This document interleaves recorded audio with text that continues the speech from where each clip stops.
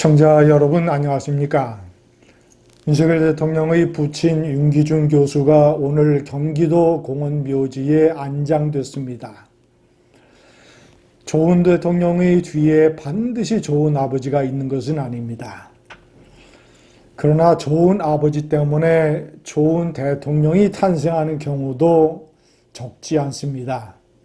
바로 윤석열 대통령이 그런 경우라고 할 수 있습니다. 윤기중 교수가 없었다면 윤석열 대통령도 없었을 것입니다. 그만큼 윤석열 대통령의 삶에 영향을 끼친 아버지가 윤 교수입니다. 그 영향, 윤 교수의 매력, 장점, 가르침, 이것을 제가 정리를 해봤는데 그 중에서 제가 제일 첫 번째로 꼽는 것이 아들에게 꼼수를 부리지 말라라는 것을 몸으로 증명을 해서 가르쳤다는 것입니다. 윤 교수는 대학 교수가 될 때 박사 학위가 없었습니다. 석사 학위까지만 있었습니다. 일본 히토스바시 대학에 유학을 갔습니다만 박사 학위를 얻지는 못했습니다. 하지만 당신은 박사 학위가 없어도 석사만 있어도 교수가 될 수 있었습니다. 그리고 교수들에게 그렇게 된 교수들에게 간단한 논문 하나를 쓰면 박사 학위를 주는 이른바 구제 박사 제도가 있었고 많은 교수들이 이 제도를 통해서 박사 학위를 땄다고 합니다. 주변에서 윤 교수에게도 그것을 고안했으나 윤 교수는 그런 식의 박사 학위가 무슨 의미가 있는가? 그렇게 해서 거절했다고 합니다. 꼼수, 그런 꼼수를 부리지 않았다라는 것. 윤석열 대통령이 그런 아버지의 그런 경력을 너무나 잘 알고 있을 것입니다. 저는 윤석열 대통령의 장점 중에 대표적으로 꼼수를 부리지 않고 선이 굵고 윤곽이 크다. 이런 점을 꼽습니다. 그 전임 대통령이 문재인은 얼마나 많은 꼼수를 부렸습니까? 깡통, 실력이 없으니까 꼼수로 여러 가지 상황을 모면하고자 했습니다. 가장 대표적인 것이 자기의 친구이자 선배에게 울산시장 자리를 만들어주기 위해서 부하들을 동원을 해서 선거 공작, 개입 공작 이런 꼼수를 벌였다라는 것. 월성유력의 원전을 폐쇄할 때도 경제성을 조작을 해서 그리고 각종 통계를 조작을 해서 국민을 속인 이런 꼼수 대통령이었다라는 것. 문재인의 꼼수의 사례는 열 손가락을 넘습니다. 대표적인 것만 꼽아도 그렇습니다. 두 번째, 부정한 돈을 받지 말아라. 검사가 된 후에 이렇게 얘기를 했고, 부하들에게 이런 밥을 사주고 술을 사주고, 이런 데에 많이 월급을 썼던 윤석열 검사의 지갑이 비면 가끔 채워주기도 했다고 합니다. 시청자 여러분, 이것은 고건 전 총리와 비슷합니다. 고건 전 총리의 아버지도 유명한 한국의 철학 박사 고형권 교수입니다. 그도 성격이 깔끔하기로 유명을 해서 아들이 행정고시를 패스해서 공무원이 되자 아들의 앞길을 걱정을 해서 절대 부정한 돈을 받지 말아라. 그래서 생활비도 지원을 해주곤 했다고 합니다. 한국의 서양 철학 1세대 고형권 박사. 그래서 아들이 대통령 권한대행까지 됐는지 모르겠습니다. 윤석열 대통령이 만약에 검사 시절에 부정한 돈을 조금이라도 받았더라면 문재인 정권 때 탈탈 털릴 때 틀림없이 나왔을 것입니다.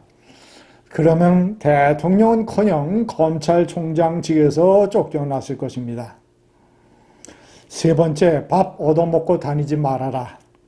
자, 여기에는 이제 여러 가지 뜻이 내포되어 있을 것입니다.